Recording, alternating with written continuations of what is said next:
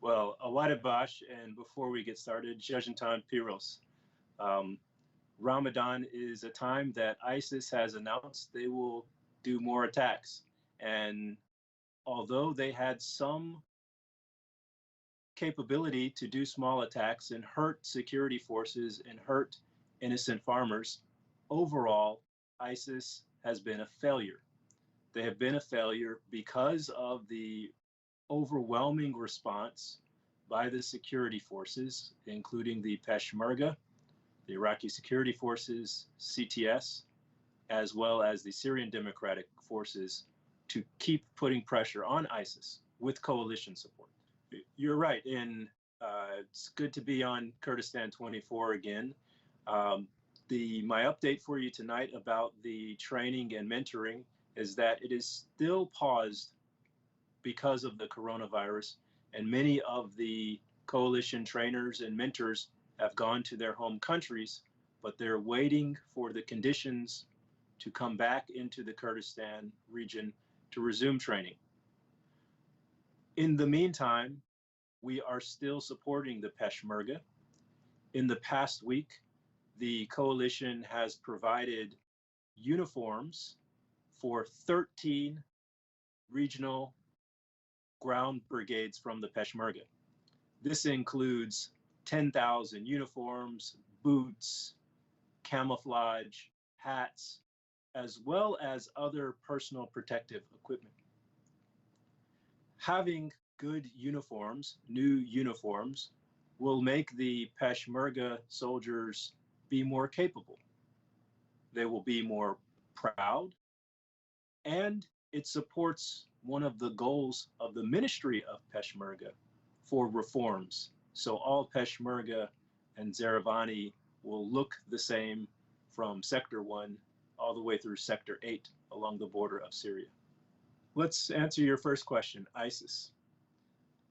ISIS is nothing close to what it was in 2014. In 2014, there were thousands of refugees who came streaming into the Kurdistan region from north and central Iraq. Some of these refugees, sadly, have not gone home yet because of the destruction of ISIS. But ISIS cannot hold physical territory anymore. The Peshmerga and the Iraqi security forces are better. They're better led, better trained, and better equipped than ISIS. I'll give you an example. Last week, Peshmerga Special Operations Commandos, working with coalition special operations advisors, did an operation near Makhmur. And during that operation against ISIS, against an ISIS sleeper cell, the Peshmerga commandos requested an airstrike. Coalition jets from France provided an airstrike, and boom, destroyed an ISIS cave. This type of cooperation will continue, and the coalition's focus has always been on ISIS. Now, for your second question. Rogue militia groups. There are some groups who make threats against the coalition, against the United States, frankly. But our mission here, our mandate, is to defeat Daesh with our Iraqi partners.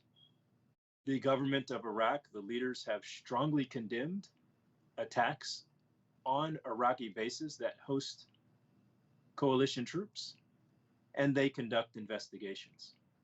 We're fortunate to have a strong working relationship, a strong defensive cooperation with the Iraqi security forces. And they do a great job of providing defense. Groups that want to conduct terrorist attacks will be dealt with by the Iraqi security forces.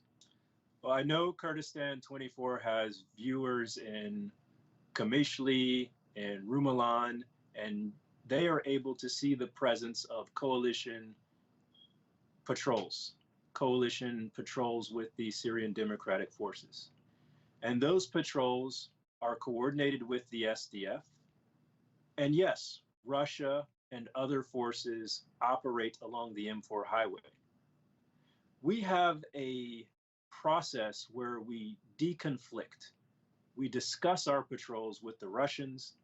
They inform the coalition where they will patrol, both on the ground and in the air.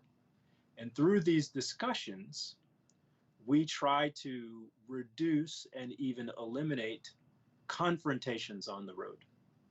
When there are encounters, when we meet on the road, we try to immediately resolve them professionally through discussions, and then the group that's entitled to go on the road will continue with their mission.